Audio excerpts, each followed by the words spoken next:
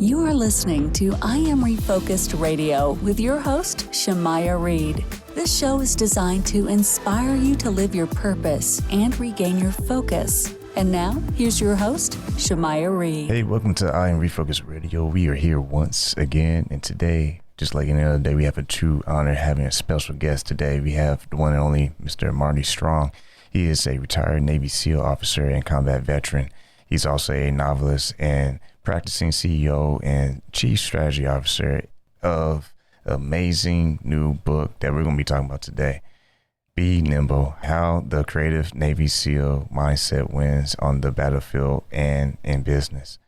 And he also is working on another book, Be Visionary, Strategic Leadership in the Age of Optimization. So first and foremost, Marty Strong, I want to welcome you to the show and say how you doing today, sir. I'm doing great. Thanks for having me. So this amazing book that we're going to talk about, let's first talk about your career.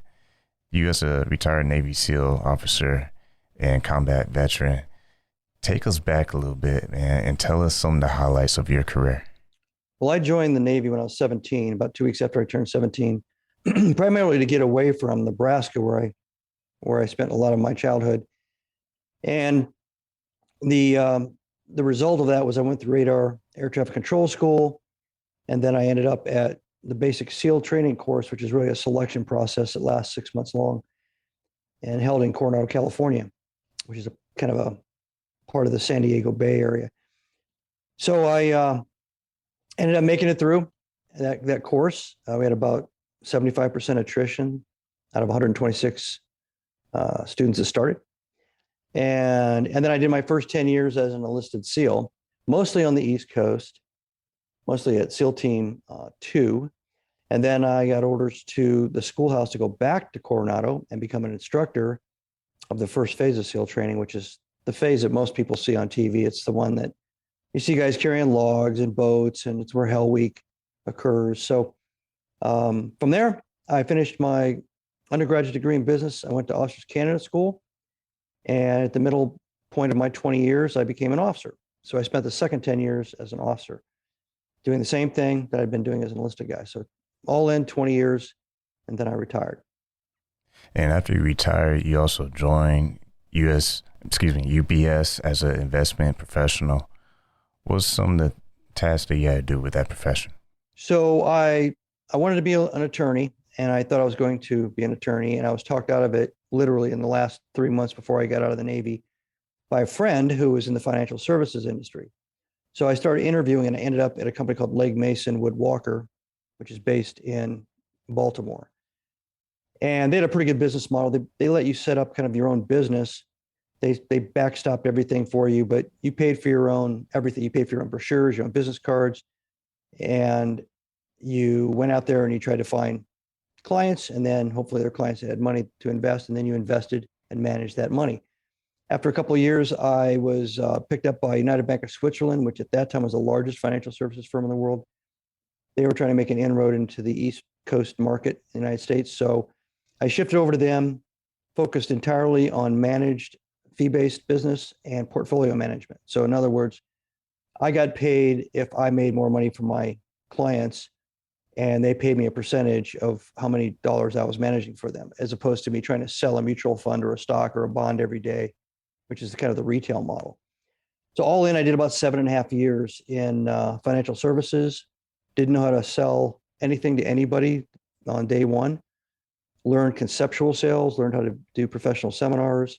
That's kind of how I built my business. And ended up learning how to be a strategic partner to my clients, which is a trait that I've taken and used in other businesses since then. And you also are a well-known writer, speaker, and you've been a guest on many different platforms, including national cable TV. When you use your expertise and also your military background, what's some of the skill sets that you have carried throughout the years that's been the core for your professional world? Well, when I was on Fox and CNN and a couple of History Channel specials, it was primarily focused on counterterrorism. And as a counterterrorism expert or advisor, I did a lot of consulting work along those lines. For the first 10 or 12 years after 9/11. And my speaking at that time was also kind of related to that. So the consulting, the TV appearances, radio appearances, and all that was all kind of related to counterterrorism. And then I started shifting after I wrote Be Nimble into consulting on leadership, business design, organizational design, how to deal with surging growth, how to scale in a smart way, how to help leaders adjust to all the dynamics of change when you're driving the change through maybe a new pivot or a new strategic goal, or how do you deal with change if it's thrust on you like the pandemic was. And as you can imagine, there's a lot of demand for insights and advice in the last 2 years along those lines. So that's kind of shifted my focus from, oddly enough, crisis management and planning and strategic thinking related to threats and counterterrorism to the same skill set applied to threats and opportunities that you would see or engage in the business world. Once again, listen to I'm Refocused Radio, talking to our special guest, Marty Strong, retired Navy SEAL officer and combat veteran. And with your book, Be Nimble, Mindset Wins on the Battlefield and in Business. Explain for the audience the Navy SEAL mindset. Well, put simply, most SEALs would tell you that the bumper sticker is never quit. That's a good part of it. Never quit anything of value that you've put value on, and try to persevere, try to figure out a way to stay in the game, re-educate, relearn, throw away whatever you thought you knew, start all over again, go around the obstacles, under the obstacles, over the obstacles, or just blow the obstacles up. That's kind of the point of view of SEALs and a lot of other special operations members in other services and around the world, because that's the kind of challenge that special operations troops are given. They're not given a conventional job. They're not asked to do something that is straightforward, like take a hill or blow up a bridge with bombs from an airplane or something like that.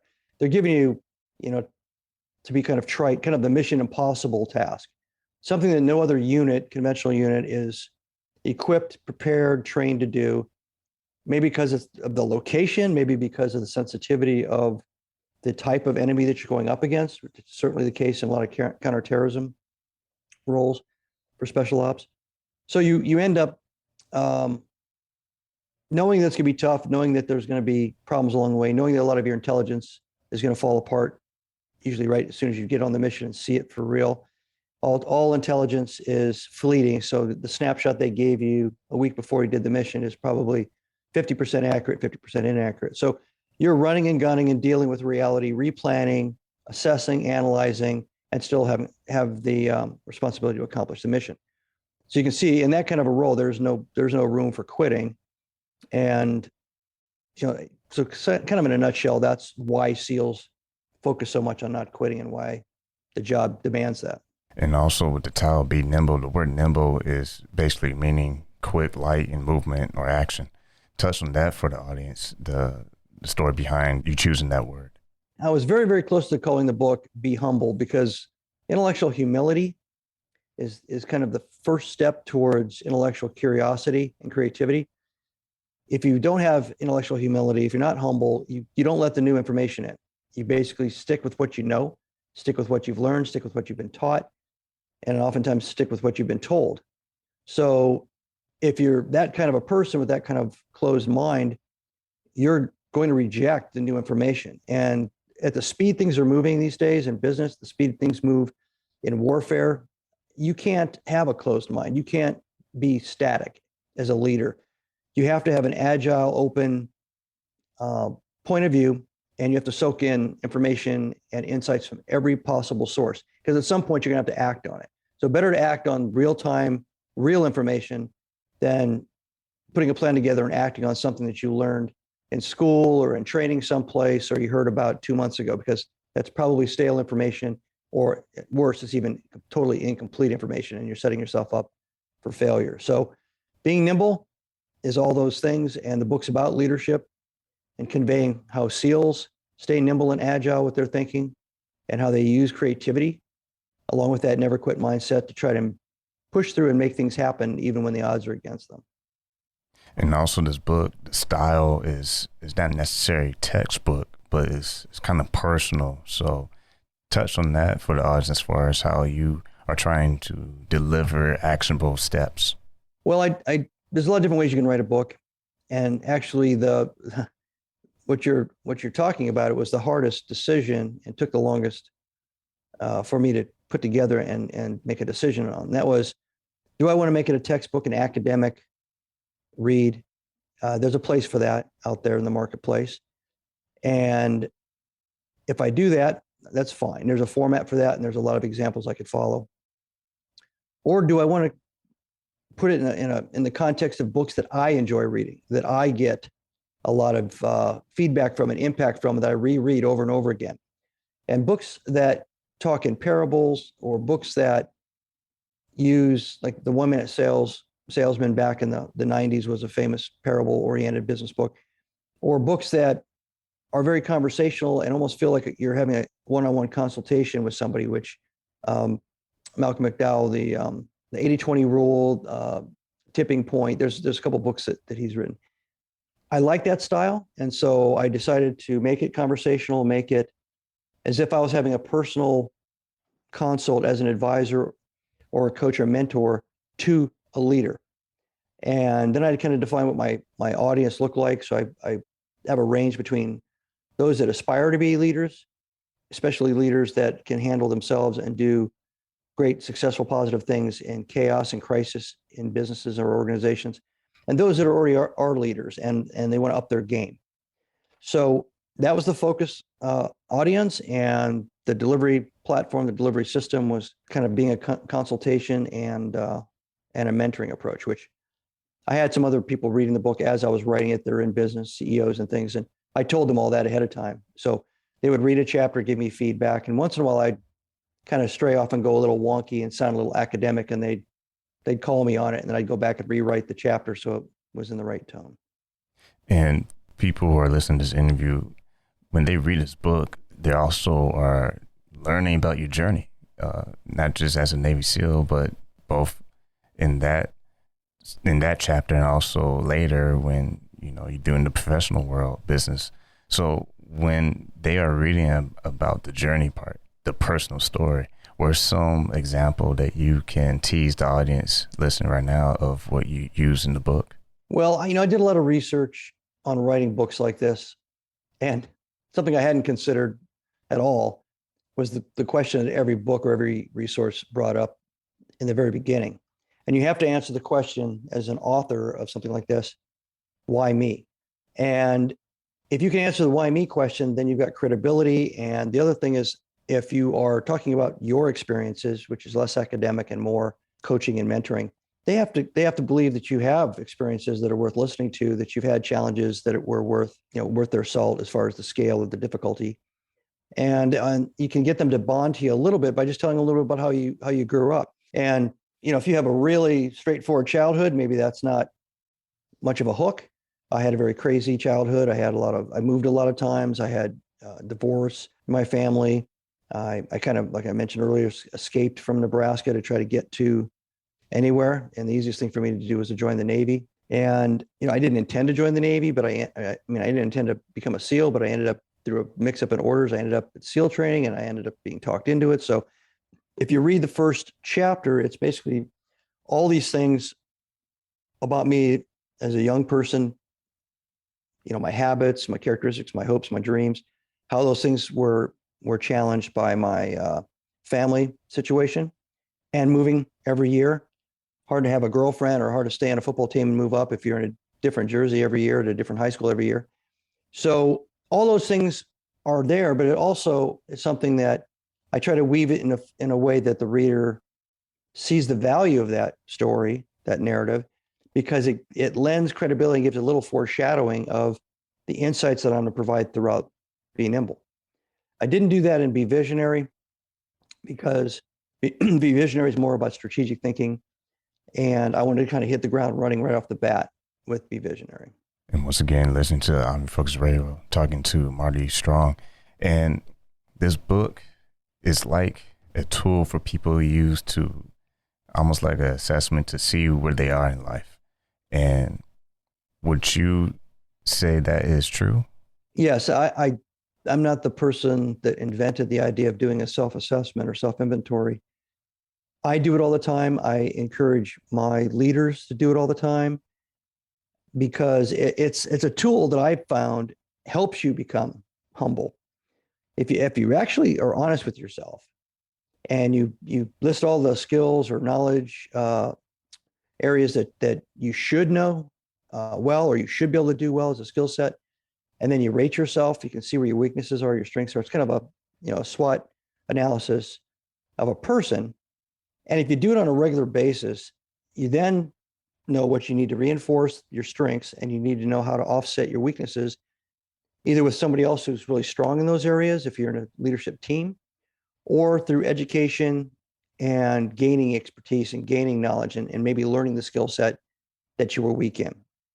So those, that's discussed early in Be Nimble. It's a good way to set the tone in the book, because you need to kind of understand yourself and understand what you need to fix about yourself and what you need to reinforce about yourself as a leader before you start getting into the more complex parts of the book, where we're talking about scaling and designing organizations, and dealing with the challenge of talent acquisition and talent mentoring and management, and all the other things that come to play when you're a leader. And speaking of that, we leaders go through storms and difficulties, and having that mindset of a Navy SEAL and also just a general leader, how important is that skill set to be able to understand, okay, no matter what you face, difficult times, this is what I had to do to get through it? So SEALs are found, they're discovered through the selection process. They're not created from the standpoint of their mindset. You might have 100 to 120 students that start the class, and probably about 500 people try to get into that class and didn't make it to the set of orders to get into the school. So if you went from 500 to 120 to 100 to 120, and then at the end of that 6-month process, you're down to 25 graduates. It's been like that pretty much since 1962, when SEALs were first conceived. The reason for that is about 25% of the class showed up with some kind of psychological resiliency. They showed up with some kind of scar tissue that they use in a positive way in their lives. And I'm talking about very young men. So they either came from a very loving, supportive family that gave them lots of challenges, held them accountable, and they became resilient that way, or they came from a broken family where they had to make a decision, and they made a decision in their lives to take care of themselves and double down on surviving and learning to survive, or surviving by learning. And those types of people, you can't tell by looking at them in the first day of training. You can't tell out of the 100 or so. We always say it, look around, only 25 of you are going to be here 6 months later. They never believe us because there's so many people in the room. It's revealed as the selection process goes on. And you usually lose half the class by Hell Week. And then Hell Week, you lose about another half of the class. So if you have that kind of mind already, and that mindset already, when you get to the end of SEAL training, you're basically the perfect raw material for a special operations unit.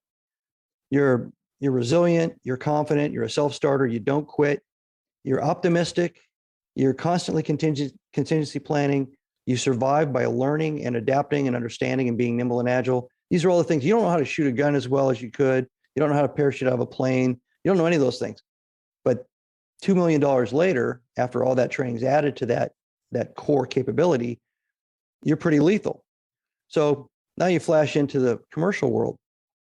If you were a SEAL, you've got all those same traits walking into a business. The problem with a SEAL coming out of uniform is kind of like a SEAL at the very beginning after graduating the selection course. They don't know anything yet. They have all this great capability and potential, but they don't know how to do any of the SEAL jobs. So SEALs get out now and they go into business, and they have to go through an apprentice period. They have to learn whatever it is. If they're going to be in a restaurant business, they got to learn about the restaurant business. If they're going to be in transportation, they have to learn about whatever kind of transportation they're involved in. So, they have to get humble again, and they basically have to sit down and say, all right, I've got a learning curve. I've got to attack this learning curve.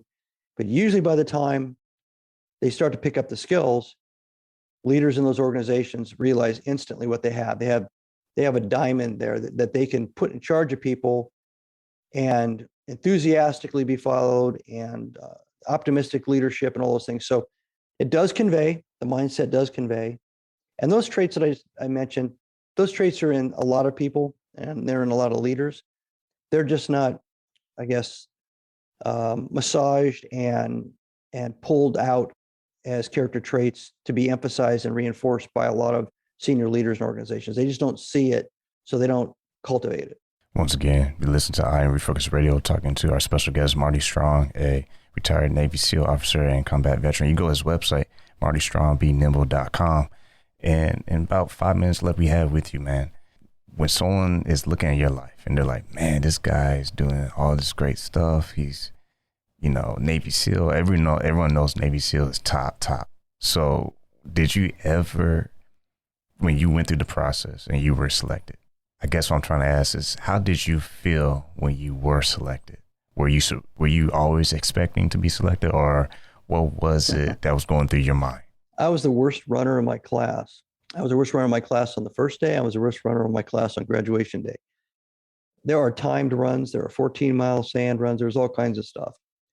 So I was never sure I was going to make it, because there was always another run next week, another timed run. There was always another long sand run.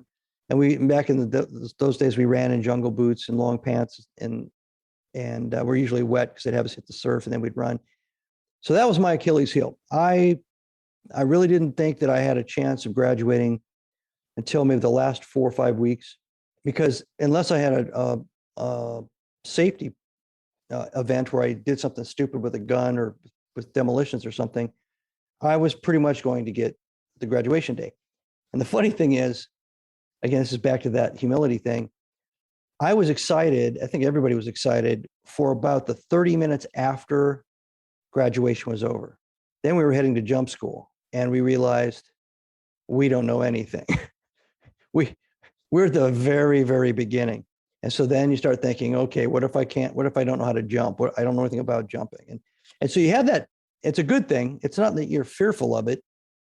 You're aware of it, and you realize you still have to buckle down. You still have to figure this stuff out, and you still have to learn. You still have to try. You still have to become skilled through practice. So for the rest of my life, that's the approach I've taken. And if you're 50 years old, 4 years later, you can be a lawyer or an engineer. I run into people all the time that think once they've gone through college in their early 20s, they can't do anything like that. They have to find a job, stick with it, or a career or a profession, stick with it for the rest of their life. You don't have to. If you have a mindset that's flexible, agile, and nimble, and you think the way I've laid out, the way I approach life, you can do anything you want. You can do it anywhere you want, and you can do it for as long as you want. And then you can just change gears and go try something else. You just have to be willing to sit back and be the dummy in the room for a year or two in the new profession. Then you're off to the races again. There's nothing that can limit you. Once again, talking to Marty Strong. Go to his website, martystrong.benimble.com. And for the young generation of the next generation of leaders, it's a lot of things going on, but I'm sure back in your day too, y'all had challenges. So every generation has their certain challenges that they have to face. And like you said, in your words, you got to be humble and have that open mindset to just adapt to the situation. What would you say to the next generation of leaders? I don't think I would change the message for anybody based on age. One thing I think that it kind of goes to what I was just talking about. I think there's a problem that society, our culture, it's not the same in every country around the world, but our culture lays out this football play that you're supposed to follow from when you're in grade school. Get good grades, don't get in trouble. That gets you into high school, get good grades, take the SATs, don't get into trouble, get into college, get through college, you get a job, stay in the job, don't switch jobs because that's bad. And you need to know what the hell you're going to do for the rest of your life by the time you're 16 and a half, so that you know what you're going to study in college. And yeah, that's all BS. I know it's BS because where I am in my life, I still think that's taught. I think that's still the parents of kids that are in middle school and high school right now are teaching them that. I think their parents taught them that. And I think their parents taught them that. My parents certainly, although they were Depression era kids, they didn't think as much about college, but they expected me to figure it out and know what I was going to do and get out of the house when I was 18. That's fine. For younger people, you've got so many options. You got so many places you can go. You got so many things you can try. And I think that there's younger owners of businesses and younger leaders in businesses that are willing to take somebody with a good attitude and enough aptitude and the willingness to come in, not work for a whole lot, apprentice, learn the craft, learn the trade, learn the job. And if they do well at that, they will promote them and escalate them, and they will use them. They'll take advantage of that. But you have to come in there being willing to do that. You can't come in expecting that you're going to be at the top of the heap, or that somehow because you got a degree or whatever, that people are going to listen to you in the business. You have to walk in at every age, be humble, attack what you don't know, learn it, then crush it. Once again, true honor talking to our special guest today, Marty Strong, retired Navy SEAL officer and combat veteran, author of Be Nimble, How the Creative Navy SEAL Mindset Wins on the Battlefield and in Business. Go to his website, martystrongbenimble.com. Once again, I just want to say true honor talking to you, sir, today, and also you taking time, your super busy schedule, talking to us on Army Focus Radio. Hey, it's been fun. Thanks for having me. I Am Refocus Radio is brought to you by Foo 4 Star and Holy Crab. Foo 4 Star is a family-owned Asian restaurant in San Antonio, Texas. We have been a local favorite for Asian cuisine for over 10 years. With nothing but full smiles and fast service, you'll be leaving satisfied. Come on in for some authentic Vietnamese food. Holy Crab is one-of-a-kind Cajun Creole-style seafood restaurant located in Universal City, Texas. We offer traditional seafood items as well as chicken and steak. We also offer seafood boils. Come give us a try. You won't be disappointed. You can find these two eateries in Universal City, Texas at 2921 Pat Booker Road.